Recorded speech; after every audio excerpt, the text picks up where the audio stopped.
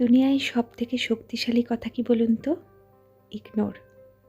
যদি আপনি অন্যদের কথা মেনে নেন, তাহলে তারা আপনাকে বোকা ভেবে তাদের ইচ্ছামতো কাজ করাবে। যদি আপনি তাদের বিরুদ্ধে কথা বলেন, তখন আপনাকে ঝগড়ুটে বলবে। তাই সবকিছু ইগনোর করুন, যা কিছু আপনার ভালো লাগে না।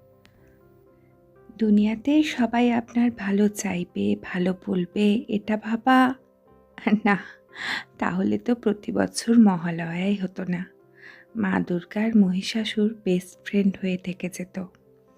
দেবতাদেরই সবাই বন্ধু নয়, সেখানে তো আমি আপনি তুচ্ছ মনুষ্য। আমাদের যারা খারাপ চায়, তারা চায় আমরা কষ্ট পাই, উত্ত্যক্ত হই, রেগে যাই। আপনি যখন তাদেরকে ইগনোর করবেন, তাদের ওই পাওয়ারটাই তাদের কাছ থেকে চলে যাবে। ওই যে ছোটবেলার থেকে আমাদের একটা কথা শেখানো হয়, দূরজনকে দূরে পরিহার, দূর থেকে করো নমস্কার। খারাপ মানুষদের সঙ্গে বন্ধুত্ব বা শত্রুতা কোনোটাই করার দরকার নেই।